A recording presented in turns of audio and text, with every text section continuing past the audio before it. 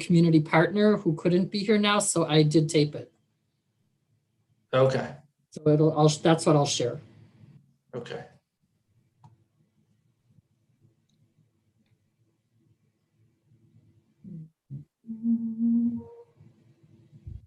Okay, got the live stream up.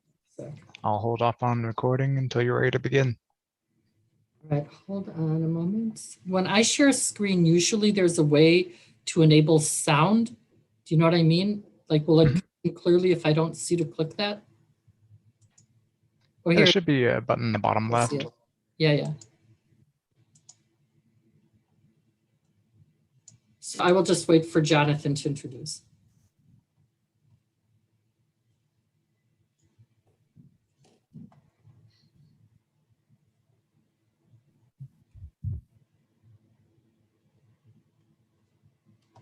Right.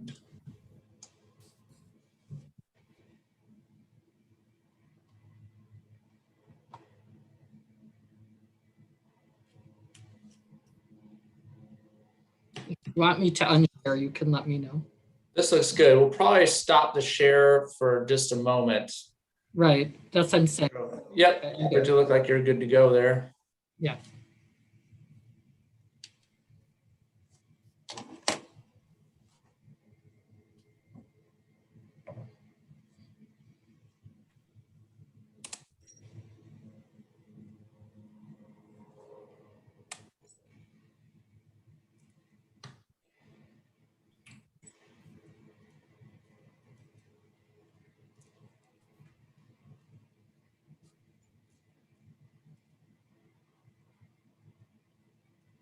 I still see your screen share. Would you be willing to stop the share on that? And then I can do the, there we go.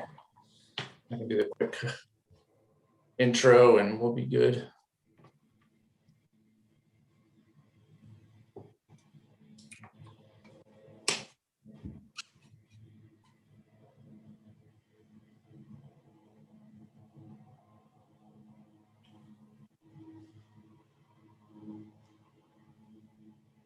Brad, we got the recording going? Yes, sir. Ready to begin Okay. whenever you are. Okay. Hi, everyone. Welcome to the third of our 2021 Faculty Symposium series. My name is Dr. Jonathan Gore, and I am a professor of psychology and also director of undergraduate research and creative endeavors at EKU. So the purpose of this series is to highlight cutting-edge research and practices at EKU presented to the university community and beyond. Today's topic is Preparing for the Commonwealth, Connecting with Communities. And the presenter will be Dr. Gila Spira of the Occupational Science and Occupational Therapy Department. So we will host all questions in the chat function and mute all attendees to allow Dr. Spira to speak and share her presentation. So Dr. Spira, take it away.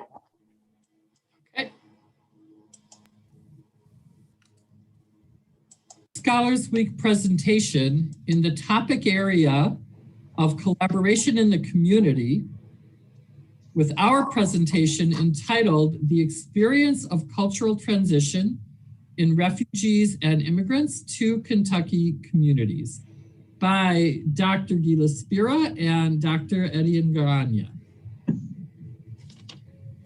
This is a community collaboration study between occupational therapy students here at EKU and immigrant and refugee organizations, as well as some personal contacts. The students enjoyed the interface with the participants and learned from the sharing of their experience. We're also going to speak about how we got involved with the community and how the community got involved with us. We hope that you will enjoy this presentation. So the study consisted of 9 occupational therapy graduate students who were responsible for locating and interviewing an immigrant or refugee who had transitioned from a non-Westernized country to the United States and now resided in Kentucky. 9 interviews were conducted and then transcribed, coded, and categorized. The research team collaboratively determined the emerging themes from the codes and categories, which established a greater understanding of refugees and immigrant transitions to the United States. The themes were then checked by a member of the refugee immigrant community for cultural perceptions and cohesiveness. Purpose of the study. When looking at the experiences of immigrants and refugees to the United States from non-westernized countries, people experience both traditional and cultural adjustments. This study contains two objectives.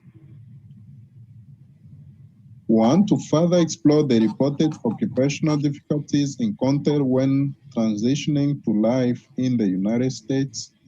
Two, to compare and contrast the daily routines of life in the subject's home countries and the United States. To understand the lived experience of refugees and immigrants in exploration of their occupational difficulties encountered when transitioning to life in the United States through identification of similarities and differences in the daily routines of the individual's home country versus the United States. Two research questions were considered to fulfill the objectives and purpose of this research study.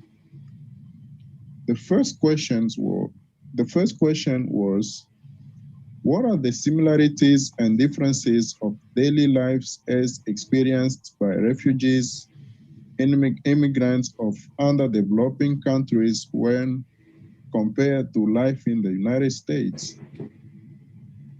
And the second research question considered was, how do refugees or immigrants in the greater Kentucky communities experience their occupational performance when transitioning into American society?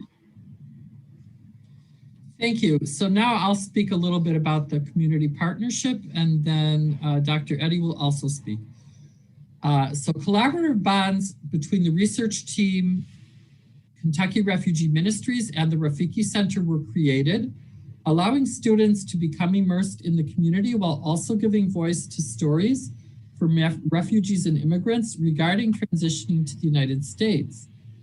Due to the study design of participatory action research, this immersion and cultural experience was crucial. All students in this inquiry team volunteered with KRM for a total of 8 hours throughout the semester.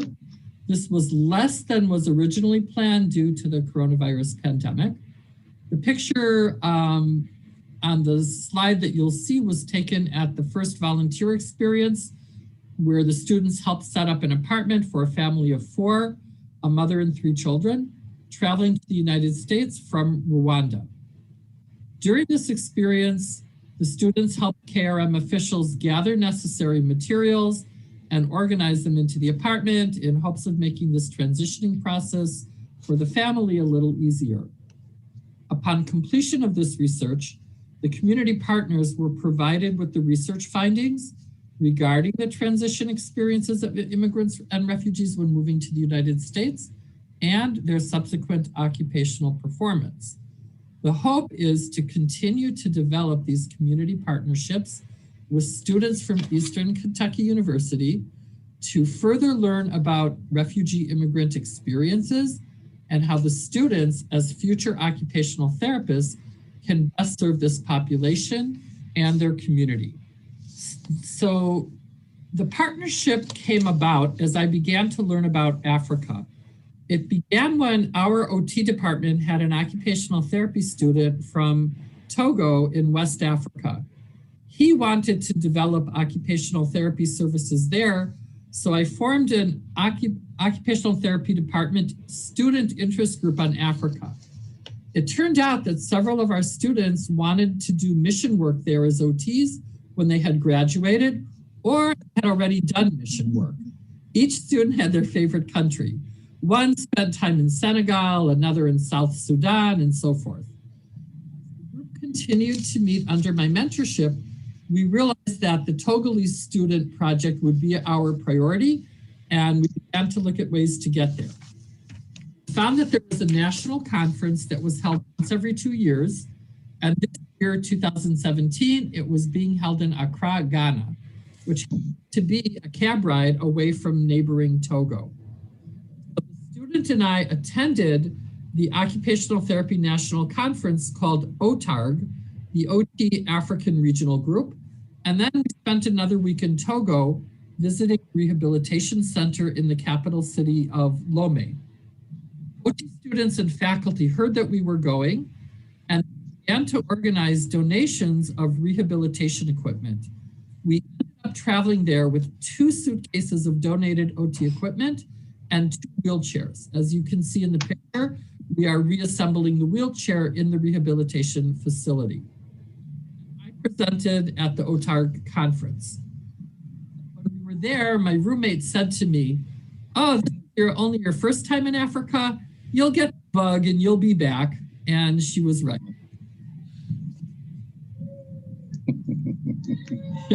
It just gets you.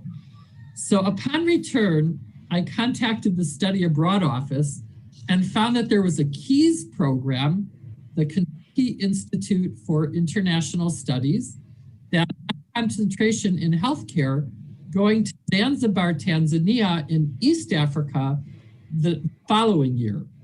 So I submitted a proposal to teach and was accepted.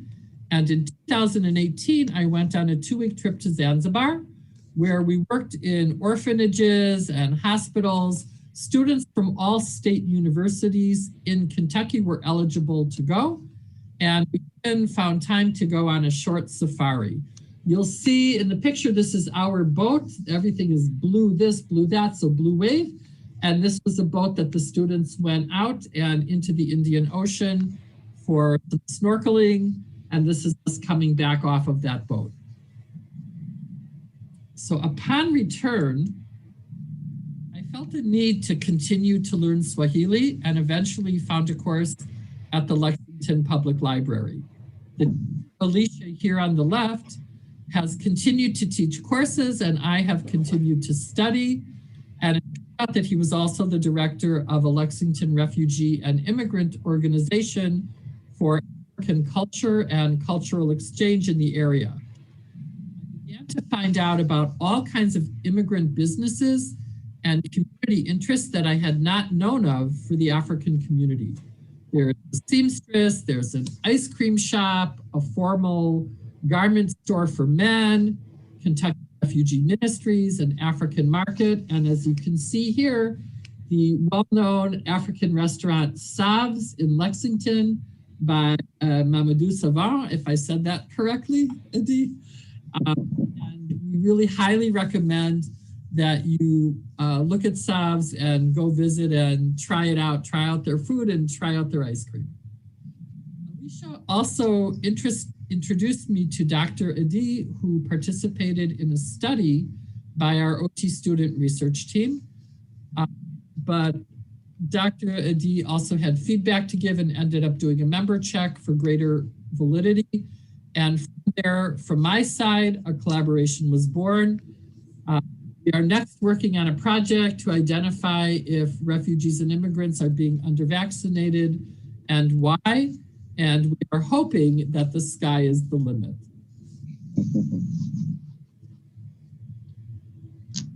So what about from your end, Dr. Adi?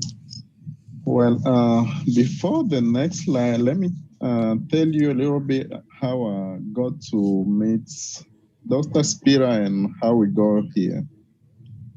It started from the interviews that the EKU Occupational Therapy Students Research Team did. And I was recruited to be a participant. Well, as a physician, I just naturally started asking questions about the projects, such as what questions would be used for the study and the purpose of the study, you know. So they ended up using me as a member check to review the results for authenticity for the participants.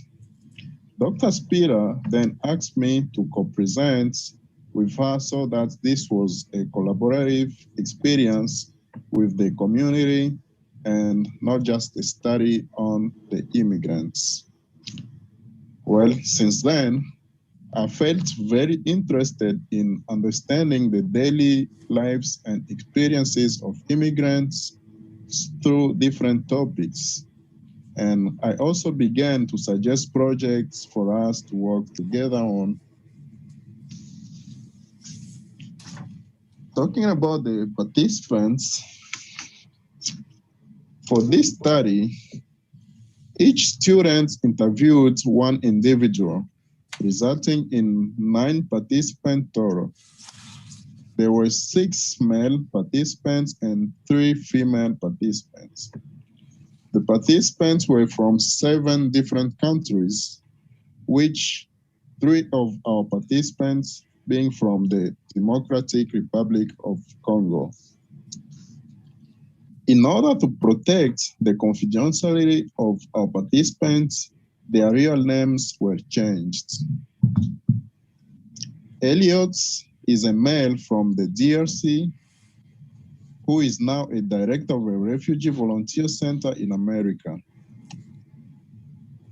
Kate is a female from Pakistan who is a mother and housewife. Kai is a male from Somalia who is a full-time university student studying engineering. Caspian is a male from the Congo who is a physician. Lara is a female from Ukraine who works as an ultrasound tech. Aisha is a female from Syria who is a mother and homemaker. Arnold is a male from Philippines who works as an ultrasound tech. Mario is a male from Mexico who works as a construction worker. And Kaiman is a male from the Congo who is a college student. For the study design, the study was inspired by participatory action research and grounded theory research.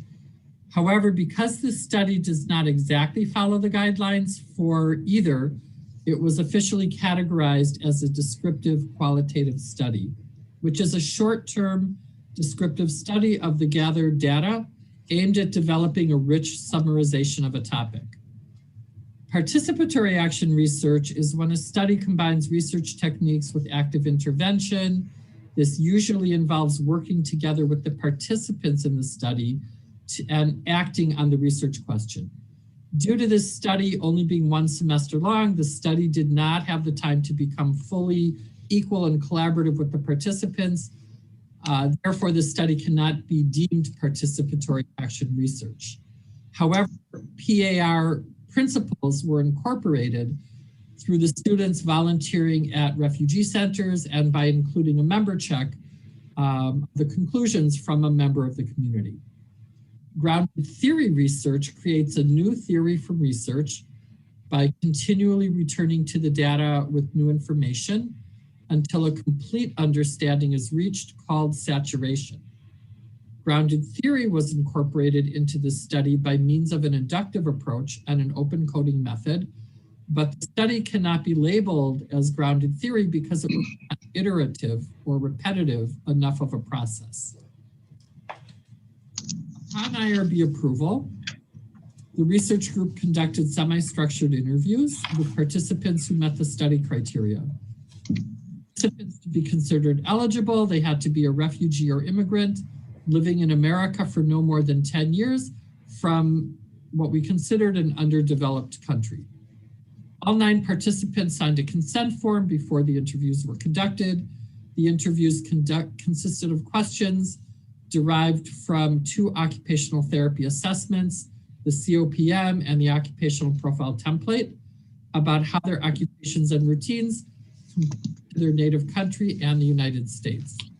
These interviews were recorded and transcribed for individual open coding.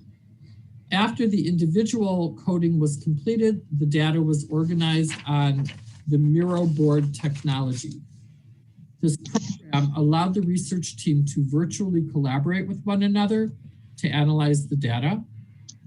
The team used the Miro board program to perform axial coding to connect daily experiences of individual interviews.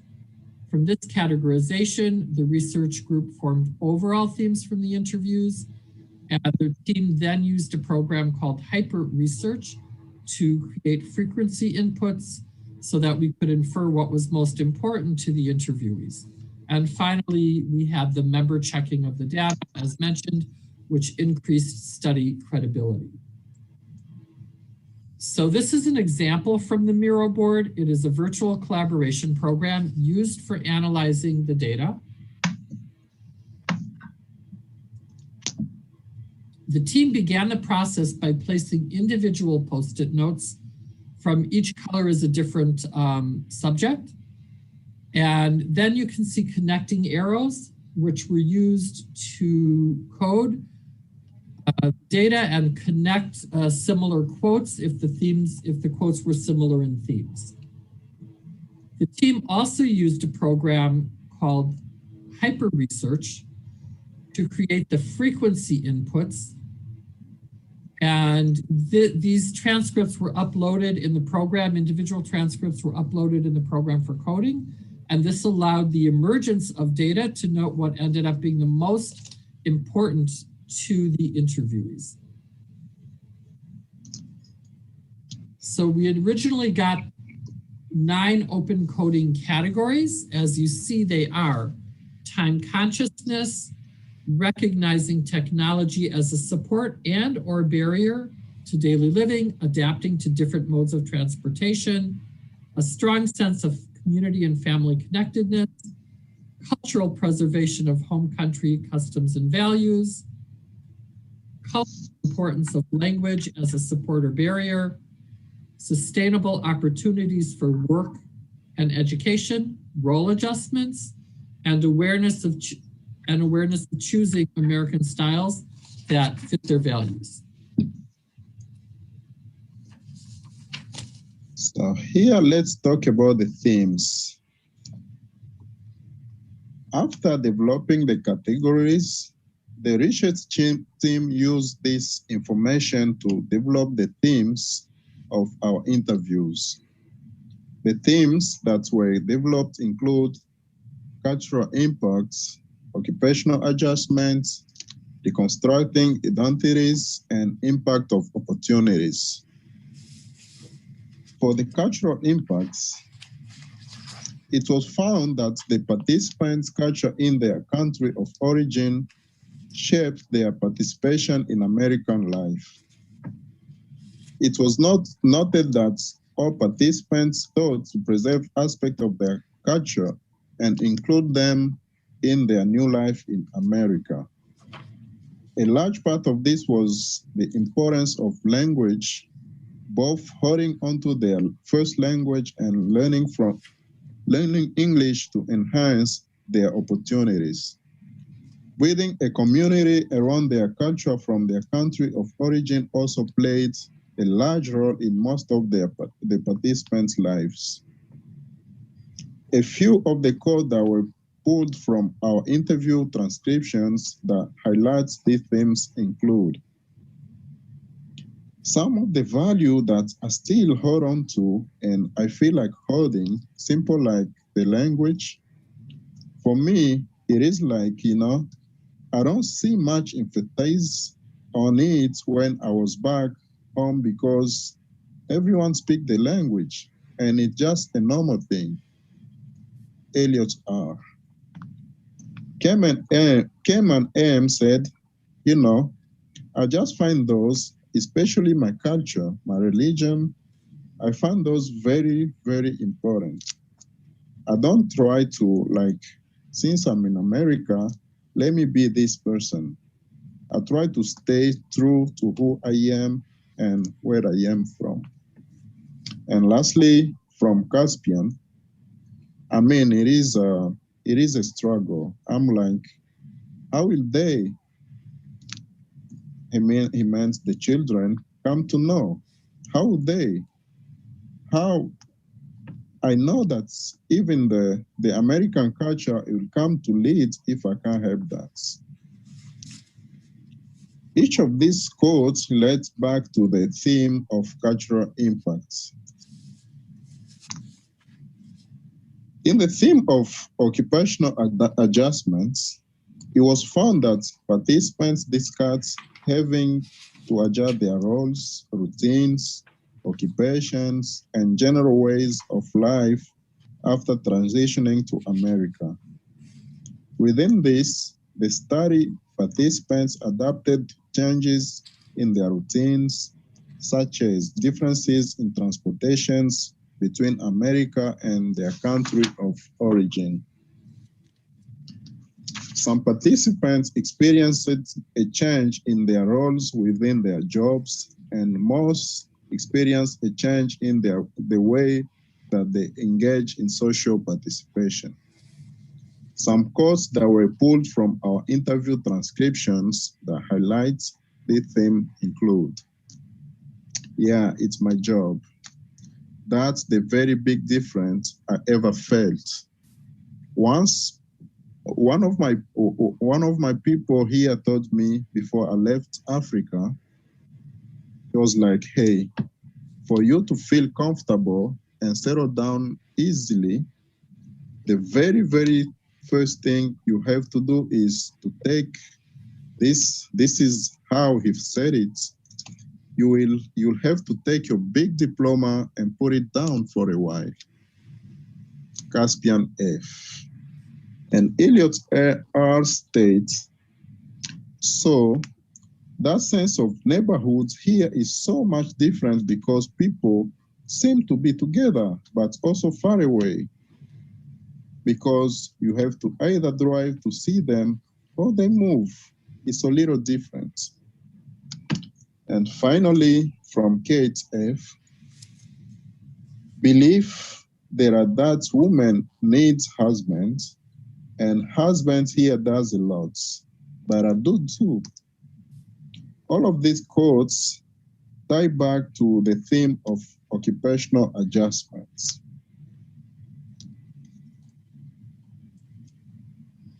In the theme of reconstructing identity, it was found that the participants' identity was reconstructed in many ways through their transitions to America. In many of the interviews, it was discussed how the individual worked to meet expectations and lifestyles of the American people in order to fit in or gain a job position or feel accepted.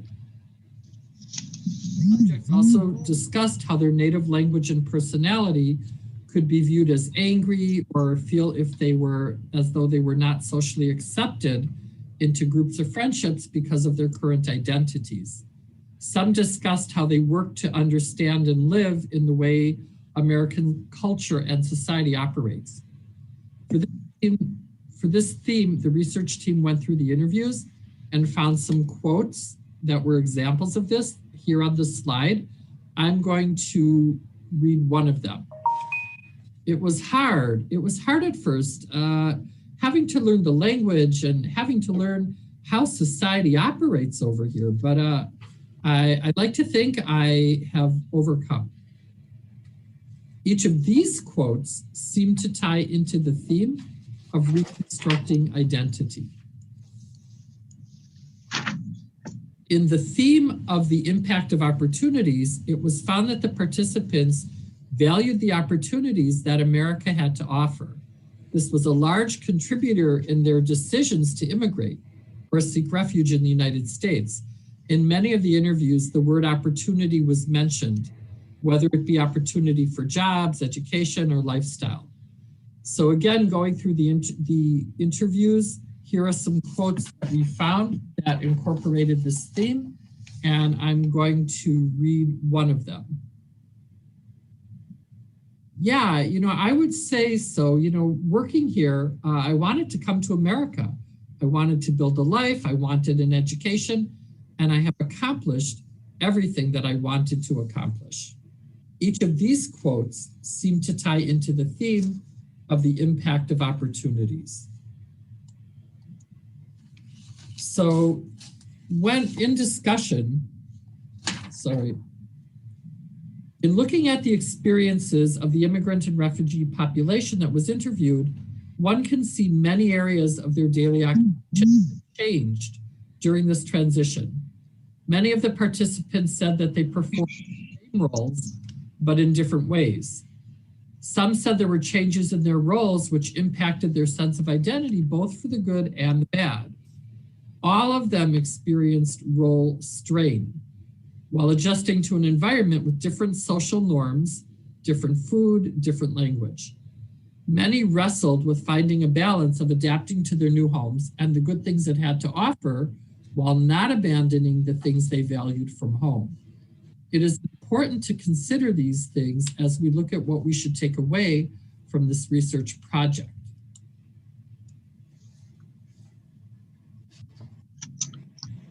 So here, let's talk about the implications of this study. Based on the findings from the research analysis, 3 different areas were identified regarding future implications for these different areas. The implications found for those professions such as occupational therapy who may treat refugees and immigrants were to be open to different expectations and values, and remember to focus on helping the clients achieve their goals in order to provide the best client-centered care. In particular, occupational therapy professionals were reminded that their skill set is well situated to work with the refugee and immigrant community. We wanted students to know that there are many opportunities for students to be involved in this community, which will build cultural experiences and help prepare them for future practice.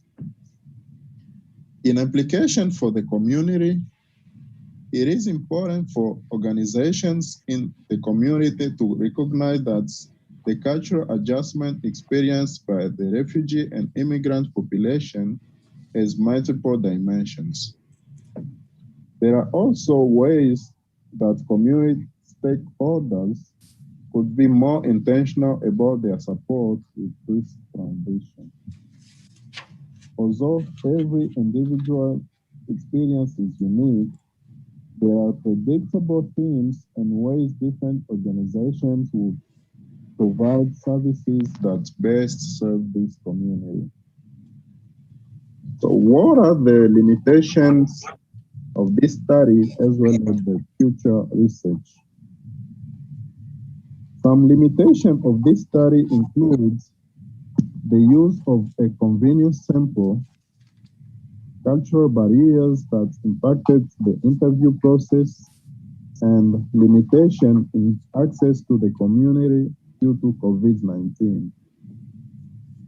A convenience sample presents a number of potential disadvantages, including the possibility of under or over representation of the study population, and biased results due to the reasons why some individuals choose to take part in our study and some do not.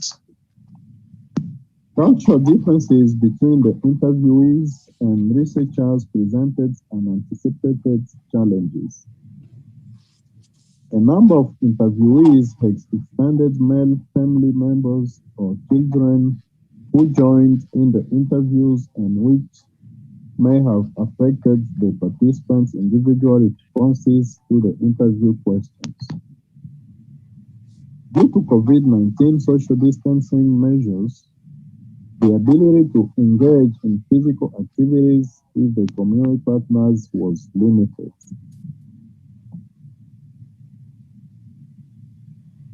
For future research,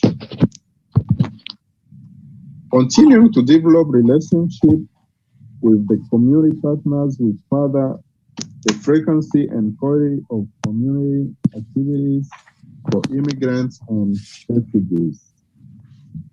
Continued investigation of the lived experience of refugees and immigrants in our community represents an opportunity to better understand the diverse community we are a part of. Okay. This research experience also represented an opportunity for growth in cultural awareness of the student researchers involved. Research may include a pre and post survey of students' cultural awareness to see if they better understand the community they interacted with. So describe the lived experiences of refugees and immigrants who are now living in Kentucky. And our conclusion is that culture impacts our daily occupations in ways we often do not realize. Through these interviews, we have gained a greater understanding of the diverse cultural perspectives that exist within our Kentucky communities. With greater understanding comes increased cultural awareness, furthering the ability to provide community empowerment and community integration with consideration of the needs of all the parties involved.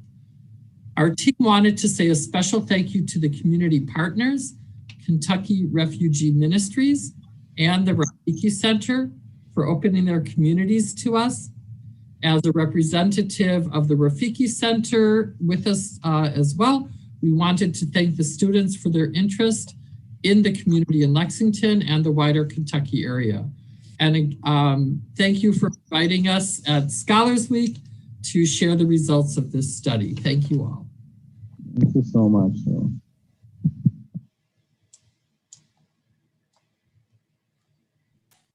Great, thank you for sharing that.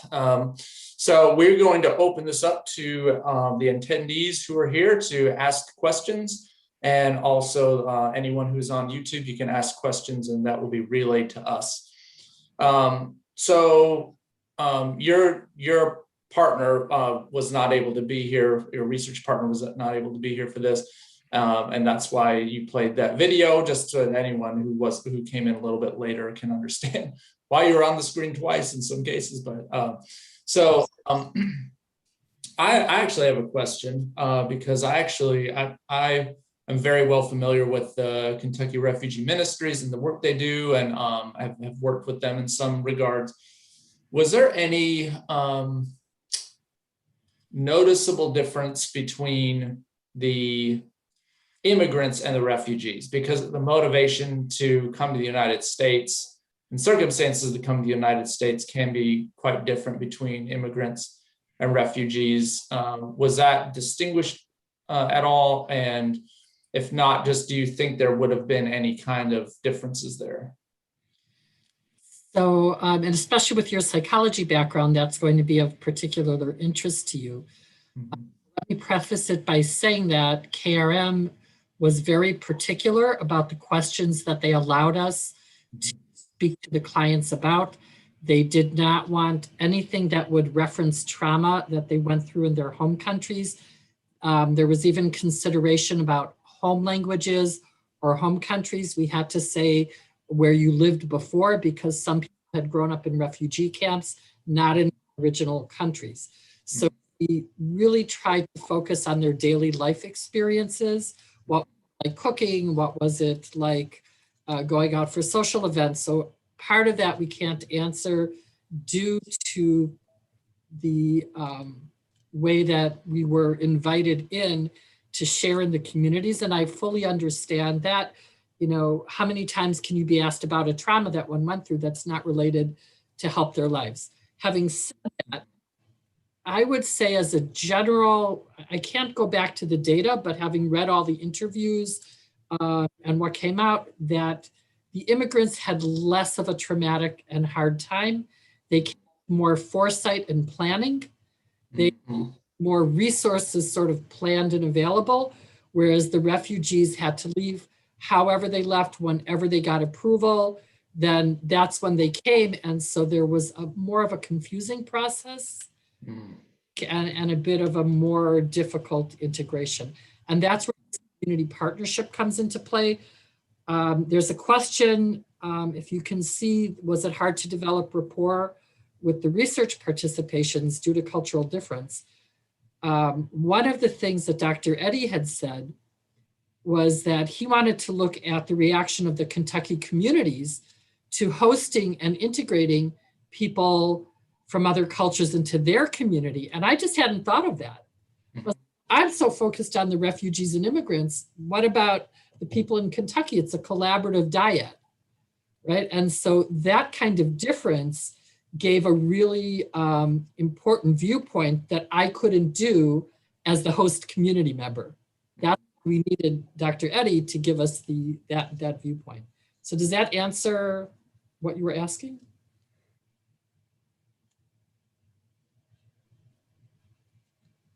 Dr. Gore, does that answer your question about the difference between immigrants and refugees? Yes, definitely. And I was wondering if you were asking about the other question about the rapport. So was it difficult for the students to develop that rapport, or what, did it seem to go fairly smoothly? It did go smoothly, but I think the consideration, especially in the beginning, was everybody's scared to offend the other person. It's almost hyper cautiousness. And realized as they went into it that they could just talk to them and be sort of regular, and they were regular back, then it went more smoothly. For me, the cultural differences were fun. I'm interested, I'm excited, but I have to say I'm very proud of our occupational therapy students. We train them to work with diverse communities and cultures, and they're professional. That's really what I can say about them. They were respectful and they were professional, and they interacted as we would expect of the level from our students. There were questions that would come up in our research team groups, that they would bring up certain issues that they would say, I don't know if I did okay with this. I don't know if I did okay with that. And the same thing from some of the interviewees. One of the interviewees said, I go out the same time as my neighbor every morning and I say hello, but I'm not sure if they see that's intrusive, or should I say hello or shouldn't I say hello? And they didn't know how to read the culture back. So I think it's, again, both-sided.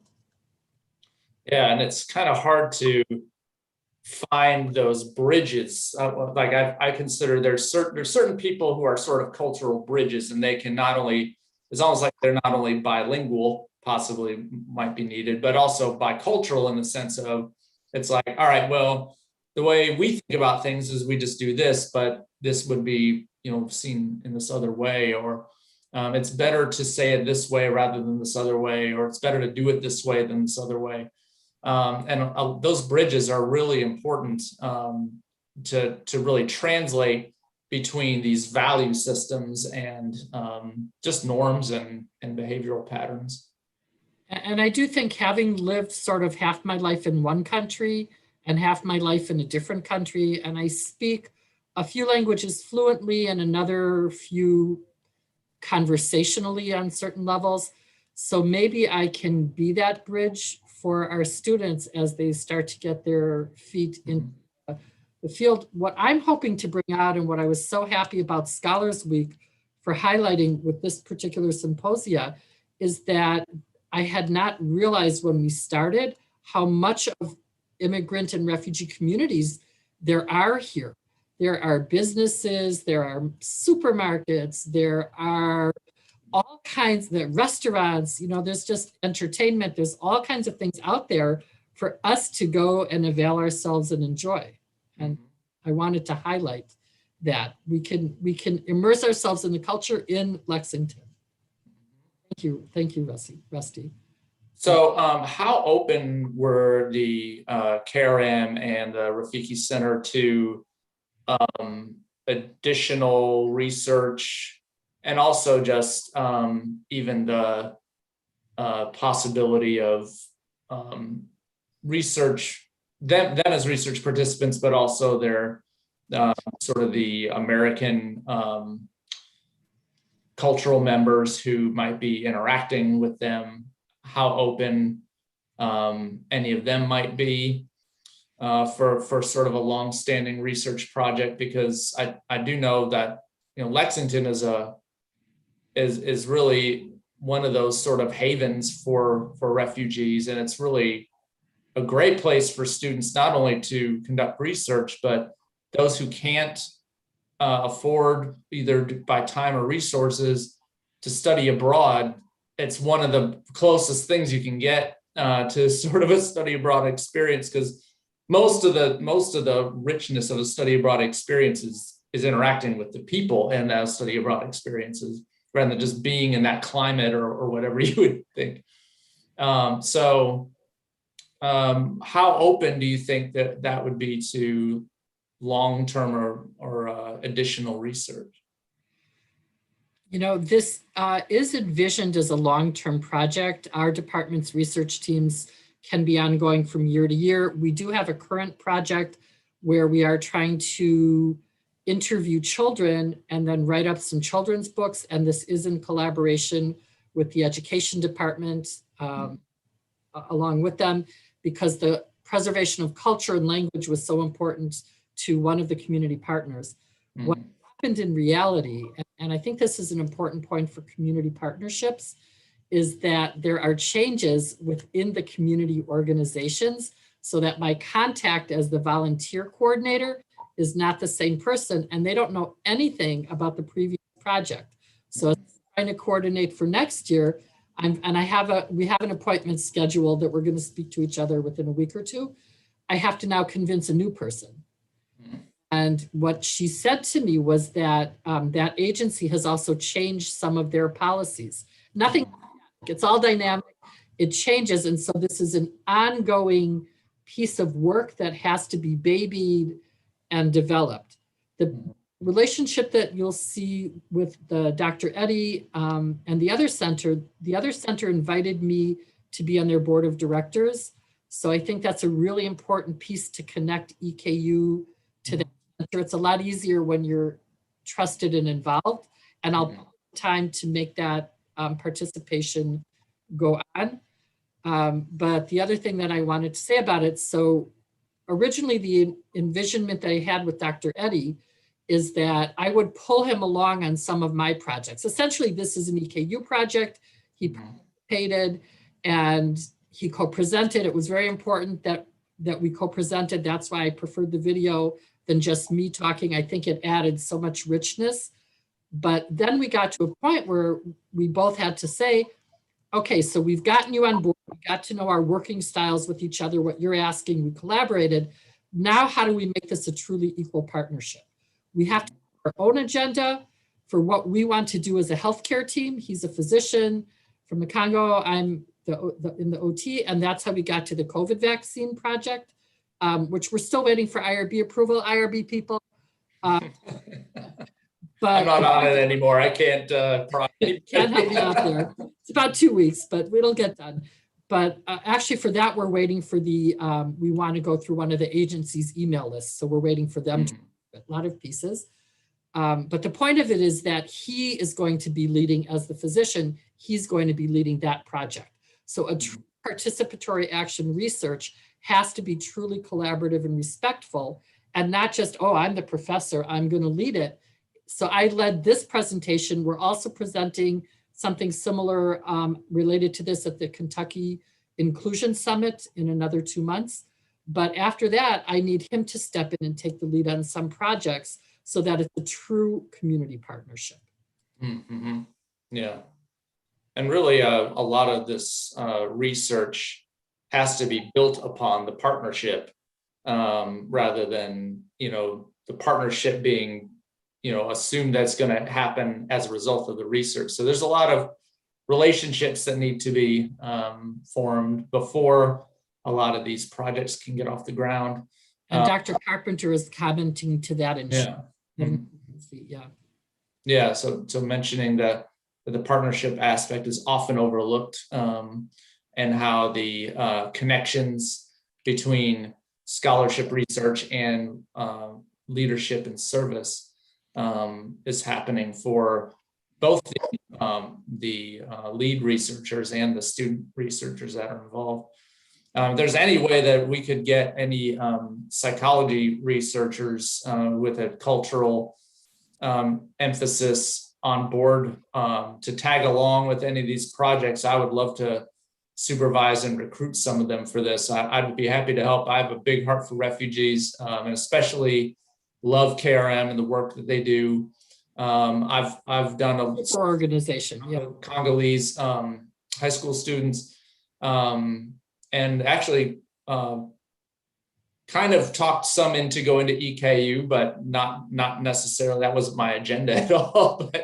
But lots of work. It actually is an agenda of mine to get what you just said, to get some of these high schoolers into some of our programs. I've already checked out scholarships for minorities. Mhm. I've spoken to one of the organizations about providing that information and maybe doing programs. So I'm with you on that. I could see psychology, one, assessing the cultural shift in our EKU students. I think your students could be helpful in that change. Also the piece of the community, the host community. I'd really like to understand their cultural perceptions when people who are so different in a community that can be, I'm not insulting Kentucky, it's just every culture has certain attributes and they tend to be more of an insular. You know someone, you know them for 10 years, at least till you're part of the community. So how is it working accepting people that are ostensibly so different when you get to, you're actually quite the same? Yeah.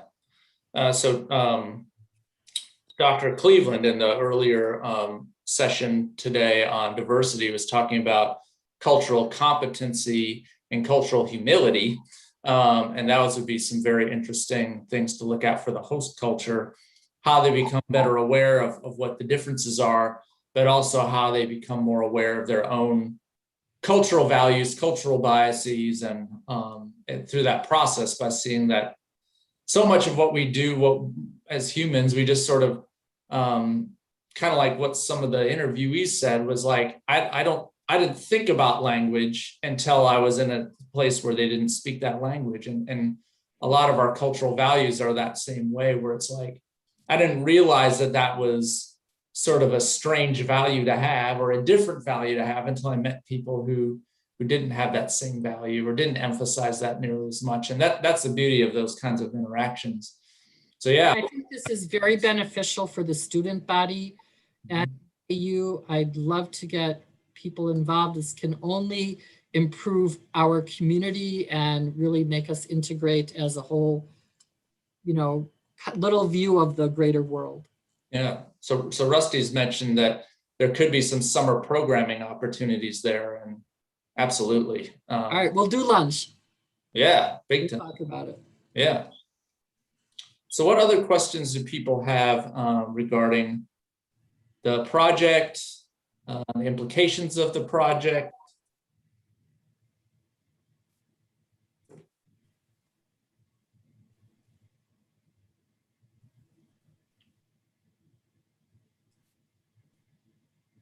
I see that Dr. Quasi-Upton also asked about comparing the two views, what it's on each side. And we think of a focus group for something like that and then compare that or have a joint possibility. I will say in response to Dr. Carpenter's summer programming opportunities, I have been trying to gently slide some of these people into EKU. And so in our community mental health course, we did have a representative from the KRM Youth Mentorship Program, came and spoke about his experience as the mentor, and he himself is from Rwanda, about the mental health impacts of children who are going through these transitional refugee experiences and then what it's like when they come.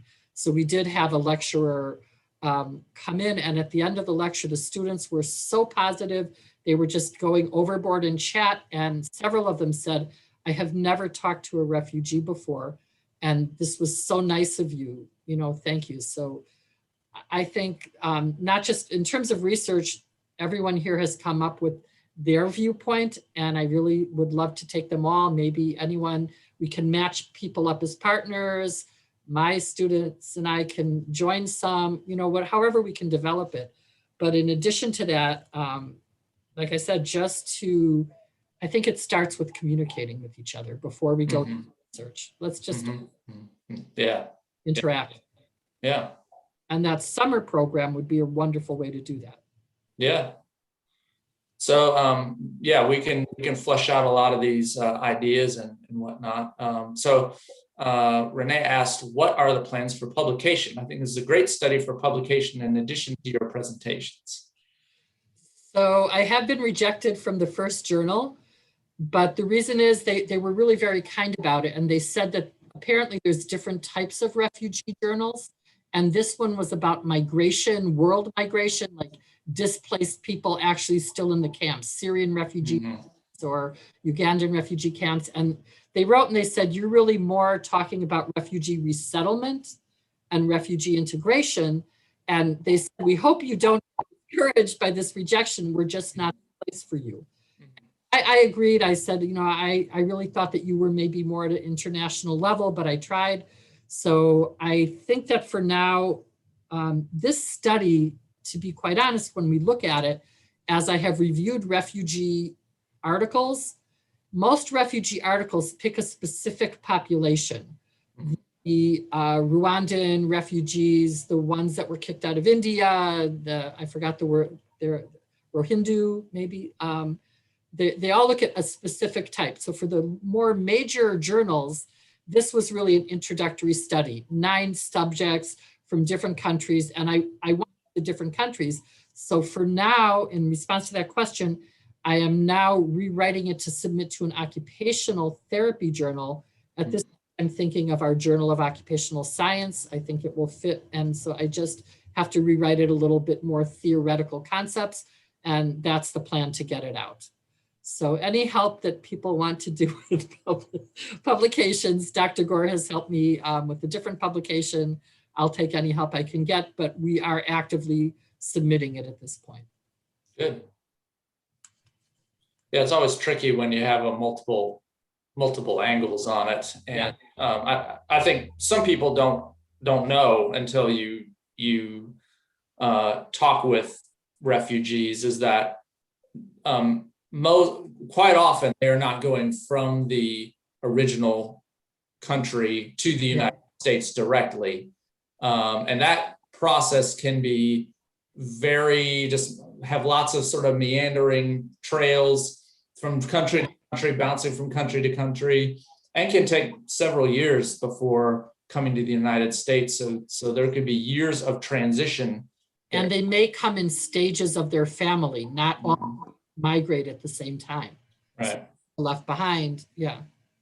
So you have the sort of a triple trauma of the reason for leaving, the long-term displacement, and then the idea of being sort of a incomplete family and having other family members back in this other country is just, so hopefully that gives people a better perspective of like, this is why you have to be very careful with research with refugees, and why KRM does a good job of making sure that there's people swooping in and adding a 4th layer of trauma to it by just replaying all these events constantly. So anyone who's watching this and is interested in this, you would have to be very highly culturally competent and also highly empathic to work with the population. And I will say that I check myself a lot. I you know, is this okay? If, you know, and they have corrected me a few times on things that I've said, and I'll apologize and they'll go, okay, you didn't get it, you know, and because what you said about cultural humility as opposed to cultural competence, my quick little piece about that is I also don't believe that anyone can be fully culturally competent. I lived in Israel for 30 years. I speak the language, it's my culture, and I'm still not competent because there are things that they have gone through in their history that I have not. And I think it's unattainable. But what I call it, I think we have to be respectful, which is the humility part, but I call it cultural curiosity. If someone's truly open and interested, even if we make mistakes and we just say, oh, okay, I take the step back, listen, hear what they're saying, and don't take over, don't think that we know a lot, then I think they're willing to teach us about their culture, and we aren't so offensive. So I call it cultural curiosity, truly being interested in what they have to say, and I think that will take us a long way. So is there a follow-up to this research where we're learning the cultural impact, the occupational adjustment, the reconstructing identities, the impact of opportunities? So we have that information that these are some parts of that transition. So what would be the sort of the service related next steps that would be informed by your research? I'm actually very glad you asked that, because our profession is very action oriented. We don't just talk about it, we're supposed to do something. we had another class for the students where, as a leadership management class, they had to develop a program plan. And two of the students that then followed that through into this research team and developed and gave permission for us to use this plan. And this plan actually has a similar program in Utah, in a OT university there, is to do community reintegration and take refugees and immigrants and give them a choice of 5 or 6 topics that they may not know: banking, how to access the medical system, how to set their children up for school, how to get transportation, and so forth, get their driver's license. And each student may take 2 opportunities, 2 sessions to go through, let's say, 2 of the units with these clients. And that would be their service piece for this research team. I was very adamant, and the students were on board, but I was adamant that I was not going to do research on a community and leave them not better off. This is something that has been done in Africa for years. People swoop in and feel their savior complex, or they start a project and then they leave, and the Africans are sort of pretty tired of it and determined to leave the people who touched EKU better off in their life. First year, because of COVID, it was limited. They set up an apartment and they were going to reorganize some KRM storage closets. This next time, what we're doing is they should be making books for children.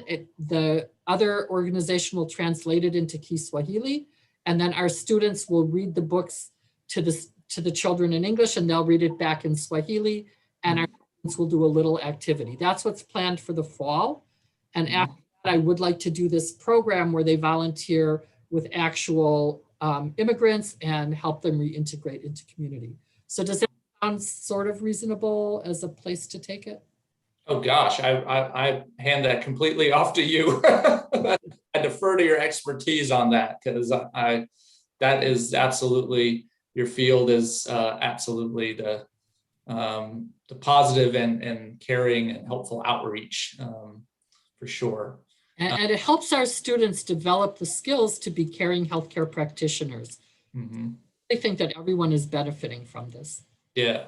And as a social and cultural psychologist, I would say my cultural curiosity is way high, but easily, because of basic research, we're learning what the mechanisms are, but not always having that extra piece of, all right, now what are you going to do about it now that you've been informed? And sometimes it's our job to just sort of gather the information, try to summarize it, and then hand it off to somebody who might not know how to do the basic research, but would be really inspired and energized by that information to do something about it. So those parts. What we are doing is presenting to the community, and if any connections and networking, I didn't know you had a refugee background. I didn't know Dr. Carpenter was so, had so many really helpful and useful guidance of how to integrate this into EKU. And so I think that's what we do, is we open up, we go over what we learned, and then we see as a EKU community where we go with this.